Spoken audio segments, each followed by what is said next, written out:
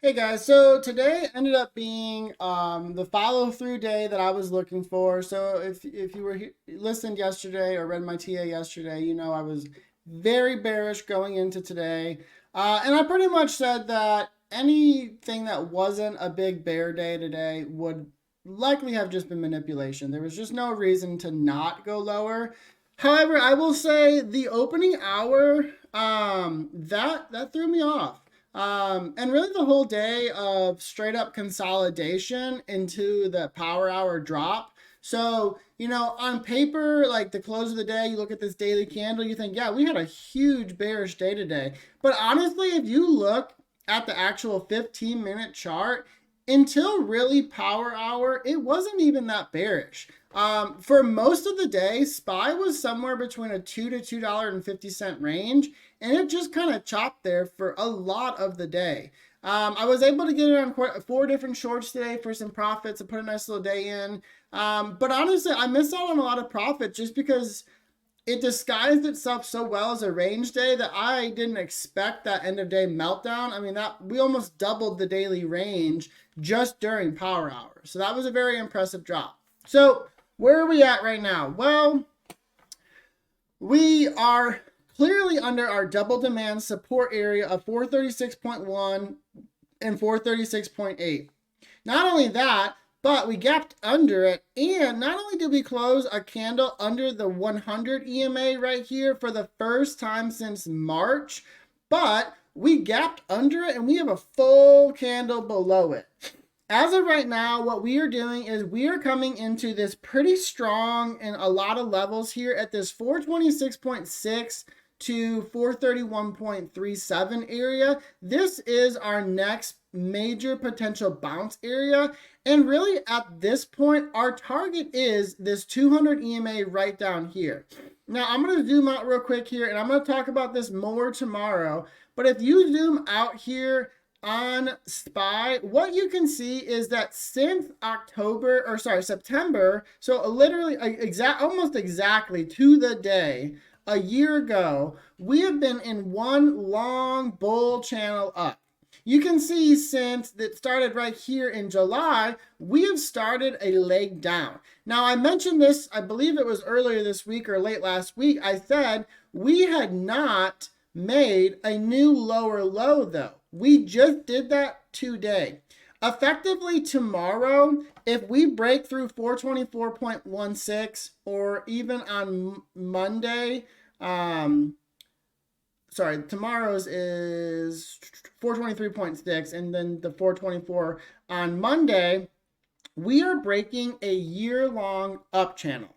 That's a huge deal. And this sort of movement that we're in right now has potential to be extremely bearish for not just only this week, but into the end of the year. Now, going over to futures, same thing here. We are far under the 50 EMA now. We closed below the 100 EMA, and now again, our target is the 200 EMA. Now, I mentioned this triple demand area from 4373 to 4383. I thought that would bounce us. I'm actually a little surprised that we did close below that level. And not only that, but we just straight up dropped through it. So at this point, our target really is about 4240 to about 4300 really should be our next major target that we're looking at on futures. Now going over to Qs here, remember I talked about that year-long channel on SPY that we had not broken. Now if we go look at the Qs, and then again, this goes back to October 2022, and this is our blue year-long bull channel. Remember, the October and September is much different on the Qs versus SPY. We actually broke through that bull channel. So effectively, we are now out of our upward bull channel. We are actually potentially starting a leg down. So on the Qs though, we have not put in a lower low. So we do need to see a closure under 354.71 to really confirm that. However, again, we closed below the 100 EMA and we closed below 358.42 and 361.91 double demand area. Our next major target on the Qs is 347.5 and our daily 200 EMA down at 341 area.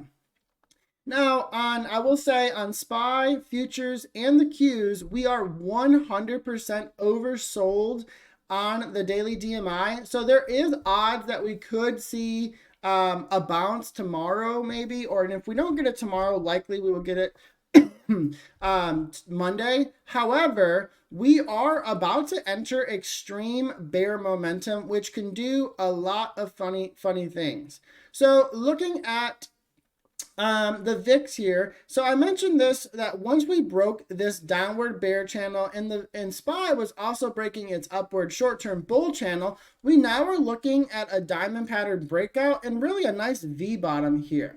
So I mentioned it yesterday that breaking through and closing over 14.82, this double supply, that was the next major thing that the bears needed in order to have confirmation, and not only confirmation, but continuation.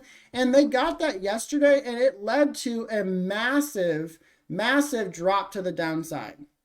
So, or downside on SPY, but upside on VIX. So we did take out 15.97 demand. And not only that, but we got into this 17.2 to 17.91 double supply. So from here, if we can close a daily VIX candle over 17.91, we should target 19.56, and that likely is going to start the next not only leg down, but major leg down for the markets. Overall, going into tomorrow and early next week, I am extremely bearish. I hope you guys had a good day trading, and I will see you guys tomorrow.